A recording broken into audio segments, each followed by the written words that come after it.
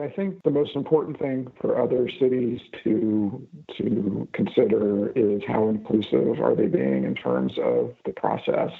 It really is incredibly important to have a broad and diverse stakeholder group and to reach out to every corner of the community to get their input. Late last year, St. Louis, Missouri became one of a few cities with a commitment to 100% renewable energy to have formally identified several pathways to achieving its ambitious goal. The most important element in their progress thus far has been an inclusive process involving a wide range of community stakeholders. In June 2020, Andy Knott of Sierra Club's Beyond Coal campaign and Reverend Rodrick Burton of the new Northside Missionary Baptist Church joined me to talk about how St. Louis made a goal and a plan to reach 100% renewable energy. I'm John Farrell, Director of the Energy Democracy Initiative at the Institute for Local Self-Reliance, and this is our special Voices of 100 series focused on local leaders and their pursuit of 100% renewable energy. It's all part of Local Energy Rules, a bi-weekly podcast sharing powerful stories about local renewable energy. Andy and Reverend Burton, welcome to the program. Thank you. Thank you. So I was hoping that we could just take a minute for you, two of you, to kind of introduce yourselves, maybe tell us a little bit about who you are, but also then kind of what motivated you to work on renewable energy issues around the city's 100% renewable energy commitment and how you got involved. And why don't we start with you, Reverend Burton? Yeah, hi, my name is Rodrick Burton, and I pastor New Northside Missionary Baptist Church, 116-year-old African-American congregation in the city of St. Louis, but it also straddles St. Louis County. So we're unique in that way. I got into this, I've been pastoring the church for about a little over 7 years. And before that, I was interim pastor for 15 months. And during that time, as I thought about the future generations, the trend is that there'd be less members, less people to support the work that this church has done. I thought, what would be a great thing to propose should I become the pastor? And I thought about the church having solar panels. And through the experience of the Sierra Club of Eastern Missouri, reached out to us, and they educated us, and they sort of brought us in on other issues, and we became a partner with them. And through that partnership, myself and Andy and a few others traveled to Miami, where the Sierra Club was presenting their Ready for 100 campaign, and they explained that the goals and the purposes were to get as many cities to commit to 100% clean energy by 2035, I believe. And so we were part of the contingent to lobby St. Louis. And through that lobbying, we were successful. And myself and Andy ended up being on the commission to shape the rules and how is that going to be carried out, this plan, to make a plan for the city to carry out the goal that turned out to be Resolution 130. Oh, boy. Andy probably know the exact resolution, but we were then part of a commission to reach out and hear from the community, give voices of all the community to hear how would that be carried out.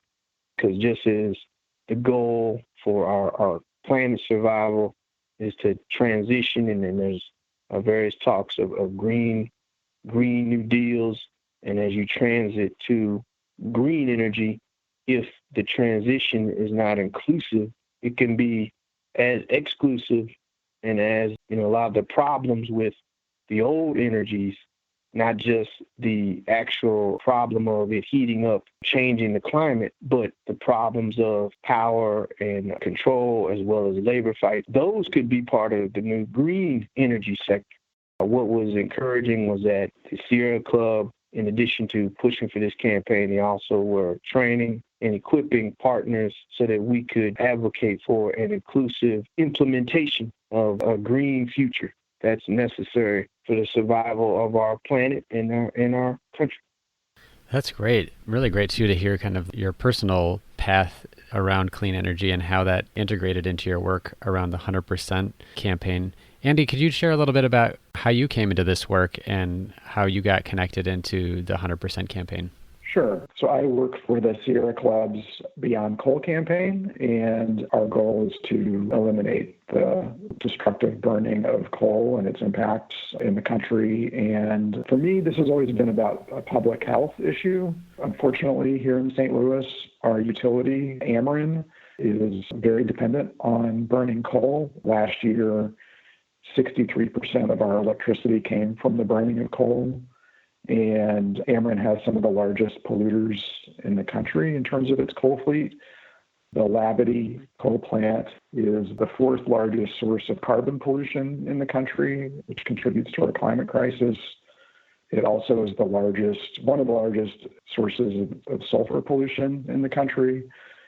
And last year, a federal judge found that Ameren had not only violated the Clean Air Act, but ordered Ameren to install pollution controls at its Rush Island plant, and that the judge had cited evidence that plant had contributed to roughly 800 premature deaths over a 9-year period.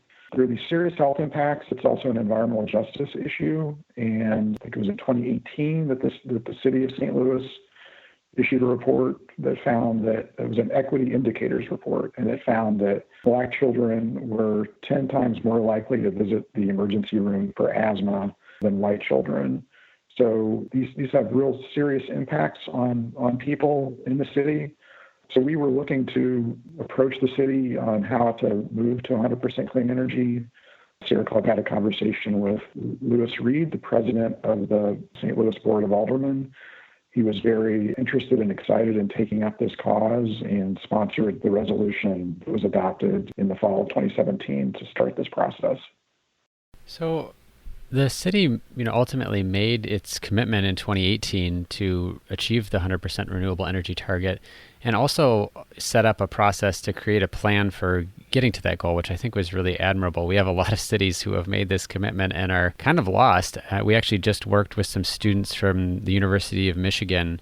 It's a graduate program there, and they did a survey of cities that had made 100% renewable energy commitments that we recently worked with them to publish, and found that a lot of cities are really unsure of how to proceed. But St. Louis issued in October of last year a detailed report called The Pathways to 100% Clean Energy, which I think is great in that it both maps out for St. Louis, but I think could be used by a lot of other cities. Why don't we start with you, Andy? Were you involved in developing the plan? It sounds like both you and Reverend Burton were kind of involved in this process, and did it end up reflecting the goals that were set out in the city resolution to engage a broad range of stakeholders? Yes, it did. I was on the advisory board, as was Reverend Burton and several other leaders of different organizations in the region. And I was also on the technical committee that developed the Pathways report. And Reverend Burton was on the public engagement committee, so he can speak more to that. But yeah, the advisory board itself was broad and diverse. There were representatives from the faith community, like Reverend Burton, social justice organizations, the business community. We had solar and energy efficiency experts, academia, health experts, and local government. So the resolution stated that there would be an advisory process to develop this plan, and that it would reach out and engage a broad, diverse group of folks. And I believe that the process did that. I think that, again, President Reed of the Board of Aldermen did a great job in leading this effort. Reverend Burton, I'm interested in hearing from you, given that you were involved in the engagement piece. Do you feel like it was done in a way that really got to the ideas and opinions of a broad range of stakeholders and residents in St. Louis? And I guess even more importantly, do you feel like it's a process that other cities should consider using in terms of evaluating how they get to their 100% renewable energy goals? Yeah, sure. I was very pleased with the effort. A lot of times you can't necessarily control people's interests, but great efforts, great strides were made to make sure that in different parts of the city and different voices that had typically not, you don't hear from, that input was made or outreach was made to get their input. And so we did a study, we did a series of town halls, informational type meetings in public places in the different demographics of the city. And so we did follow some of the plans that other cities have made. I think it was Atlanta. We took a look at how they did, and we tried to follow and emulate, and then also tailor for our community, because when you look at other places that's specific to their place, you're always going to have to tailor it to your context. So I believe we made good faith efforts on trying to make sure as many people got their input. They were out at the zoo, they were at the planetarium, they were all over we were all over trying to get as much input from citizens on this process, and many just to inform them what the process was. Sometimes you have to tell people what something is before they get their input. What am I getting my input on? So that was part of it too, was to educate people, and then also to give them an opportunity to put in their input. So yeah, I think we did set out a model that others can replicate and tailor for their own context. I saw what I thought were some really interesting ideas in the plan, this Pathways report, whether it was rooftop solar for city buildings. I saw reference to the pay-as-you-save model for financing clean energy projects. We sometimes refer to that as inclusive energy financing because it helps break down some financial barriers folks have. There was also mention of the city lobbying state regulators and legislators for better statewide clean energy policy. Do you think there's anything the city is already doing? I mean, obviously, we've got a coronavirus epidemic. We now are enmeshed in protests over the death of George Floyd and kind of the ongoing issues with police brutality.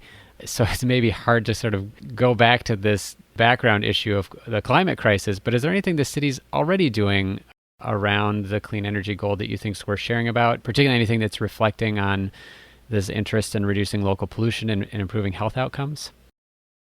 Andy, you want to take that? Yeah, I'll take a crack at that. So the city of St. Louis has been a leader on these issues for a long time. The city's had a sustainability plan for several years, and in fact, this clean energy plan was meant to supplement that. So some of the things that have been happening in recent years sort of overlap with the clean energy plan. For example, in 2017, the city adopted a building energy awareness ordinance that required property owners that had buildings larger than 50,000 square feet to report their annual energy use to the city. So this was a way of getting large property owners to be more aware of how much energy they were using. It didn't require anything to be done other than reporting that. And then in 2018, the St. Louis Board of Aldermen adopted the most up-to-date building codes for energy efficiency. It's called the 2018 International Energy Conservation Code. That was adopted in July of 2018, becoming one of the first major cities to do so. That ordinance, they estimate that it would make new buildings, new homes, 27% more energy efficient, and the homeowners would save $580 per year on their energy bills. And then just this spring, the St. Louis Board of Aldermen also adopted, and this was, I should mention the mayor. Mayor Cruzen has also supported these efforts. She's been a leader and signed on to Paris Climate Agreement pledges and clean energy pledges. And so this latest ordinance that was adopted by the board and signed by the mayor was a building energy performance standard. Again, it applies to large buildings of 50,000 square feet or more, and this will set up energy performance targets for these buildings that they will have to meet over the next several years to make existing buildings more energy efficient. That's terrific. Reverend Burton, is there anything that you wanted to add around things that the city is already doing? I would say, Andy's pretty much hit most of those things. But I think what's very important is the step that they took in putting the committee together to shape about what the future is going to look like. And then also kind of making this commitment to push for clean energy by a specific date, and then outlining the plan, and then having an inclusive group to be about implementing the plan, and then also making sure that the intentionality is that, as I said again, as we go forward, it's as inclusive as possible. And that the people who have their input on how this is going to happen, how it's going to carry out, I believe they're going to continue to keep their eye on the ball with partners. And Missouri has a good, strong set of partners who are going to be holding accountable the city and its action, and then also probably challenging St. Louis County. And so for those who are not aware of our metropolitan area, in the late 1800s, the city and the county divorced. And so instead of like in Chicago is inside of Cook County. St. Louis is its own county, and then St. Louis County is its own county. So, we are hoping that for the future, what was done in St. Louis can spread to St. Louis County, and they would use the same process. They could follow St. Louis's example. We're going to take a short break. When we come back, I ask if it's been a barrier to progress to have the world's two largest coal companies headquartered in St. Louis. what particular local assets have helped the pursuit of 100%, and what recommendations Andy and Reverend Burton have for other cities. You're listening to Local Energy Rules from the Institute for Local Self-Reliance. Hey, thanks for listening to Local Energy Rules. If you've made it this far, you're obviously a fan, and we could use your help for just 2 minutes. As you've probably noticed, we don't have any corporate sponsors or ads for any of our podcasts. The reason is that our mission at ILSR is to reinvigorate democracy by decentralizing economic power. Instead, we rely on you, our listeners. Your donations not only underwrite this podcast, but also help us produce all of the research and resources that we make available on our website and all of the technical assistance we provide to grassroots organizations. Every year, ILSR's small staff helps hundreds of communities challenge monopoly power directly and rebuild their local economies. So please take a minute and go to ilsr.org and click on the donate button. And if making a donation isn't something you can do, please consider helping us in other ways.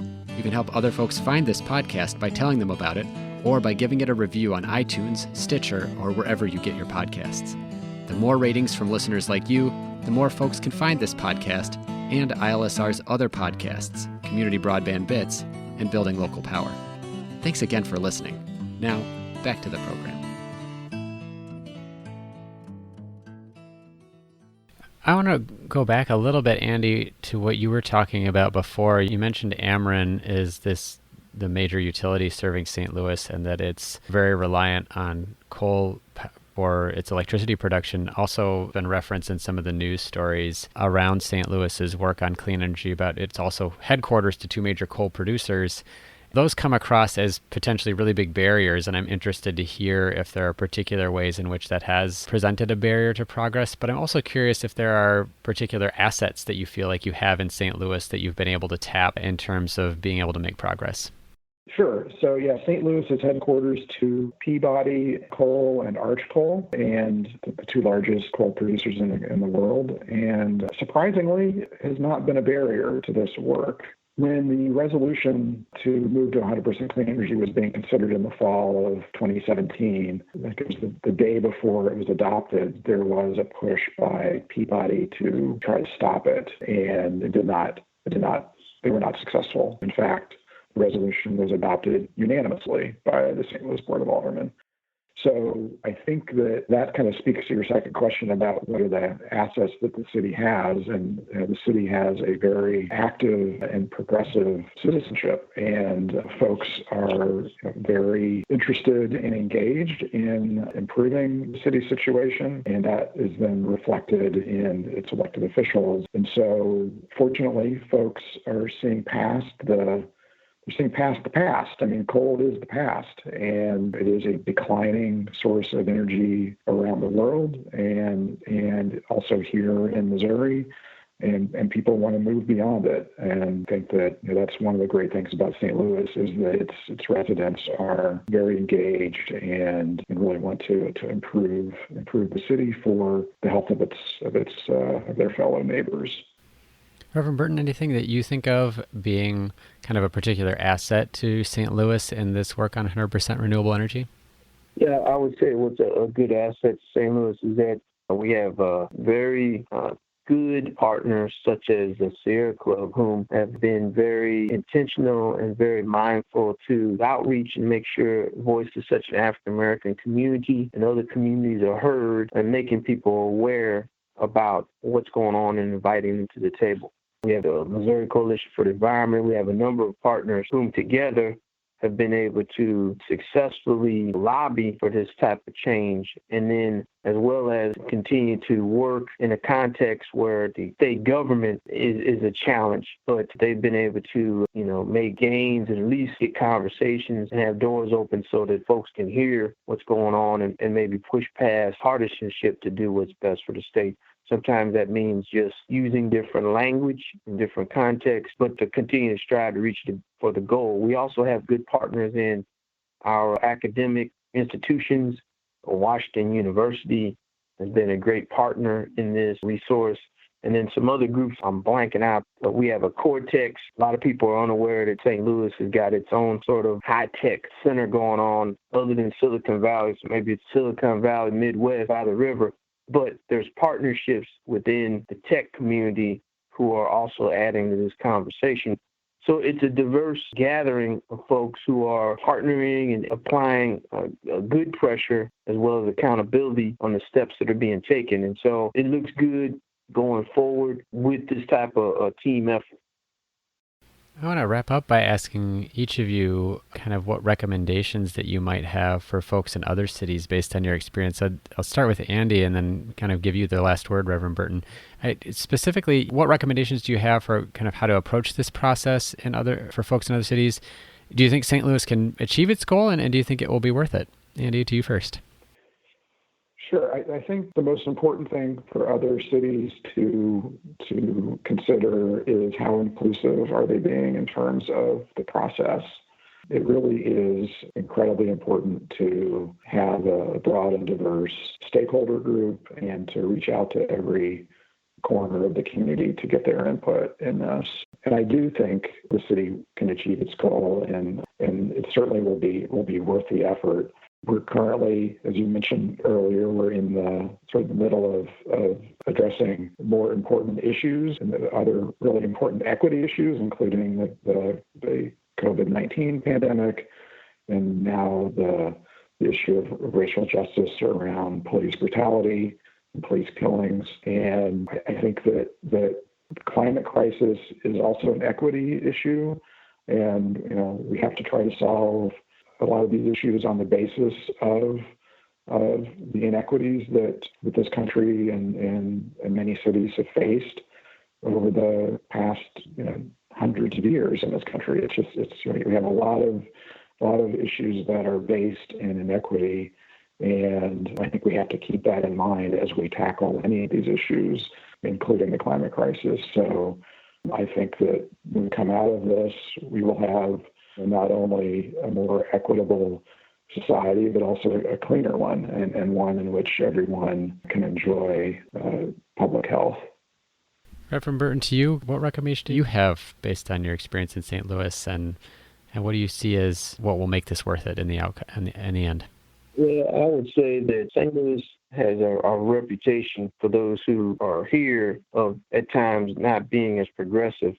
And on this issue, St. Louis has been very progressive, and I will have to credit a lot of that, again, to the partnerships. I do want to commend the Sierra Club and of Eastern Missouri as an example in that they reached out. They were very persistent and intentional to make sure that voices from other communities, because at times the movement for environmentalism can look pretty much, upper middle class and white. And so they have been very good in not just reaching out, but also making sure that voices are included and that there's equity. Because many times that word is tossed around, but on the ground, if the voices aren't really welcome and if they're not really integral to the conversation, then it's just no more than just politically correct banter.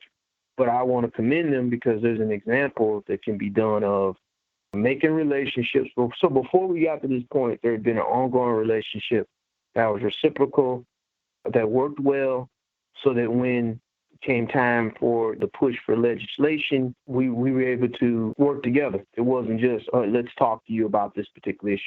So for those who would be following the footsteps, they would do the legwork of making relationships with other groups that maybe they didn't think about, and then solidifying those relationships before they go forward with the bigger goal.